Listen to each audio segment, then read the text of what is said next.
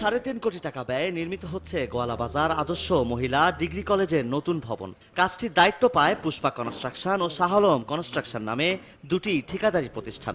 College কর্তৃপক্ষের অভিযোগ, শুরু থেকেই কাজে অবহেলা করে আসছে তারা। কয়েকদিন আগে শিক্ষার্থীরা দেখতে পায় ভবনের কয়েকটি পিলারে রডই ব্যবহার করা হচ্ছে না, আর কয়েকটি জায়গায় প্রয়োজনের তুলনায় কম রড সিমেন্ট ব্যবহার করা হচ্ছে। আমার এখানে দায়িত্বপ্রাপ্ত যারা ডিউটিতে আসলা তাদের কাছ থেকে আমরা খবর পাইছি যে কিছুটা অনিয়ম হওয়ার পরে আমি এমপি সাহেবকেও জানাইছি বিষয়টা।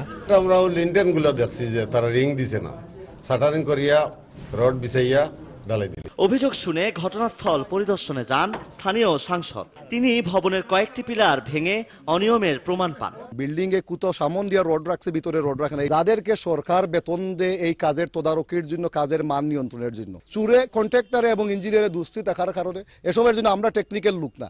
তারপর এটা খালি চোখে দেখা যায় বিধে আমরা ধরতেছি, কিন্তু এখানে সম্পূর্ণ ডিপার্টমেন্টের সহযোগিতা এই চুরি হয়। এ সময় একটি ঠিকাদারি প্রতিষ্ঠানের স্বত্বাধিকারী শাহ আলম সহ ৩ জনকে ধরে পুলিশে দেয় স্থানীয়রা। তবে কৌশলে পালিয়ে যান সংশ্লিষ্ট প্রকৌশলী। এটা দেখার দায়িত্ব আসলে মূলত ইঞ্জিনিয়ারিং ডিপার্টমেন্টের।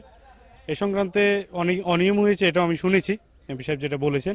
আমরা যদি কোনো অভিযোগ পাই তাহলে সেক্ষেত্রে আমরা আইনগত ব্যবস্থা নেব। শিক্ষা প্রতিষ্ঠানের ভবনে এমন অনিয়মের খবরে ক্ষোভ বিরাজ করছে স্থানীয়দের মধ্যে।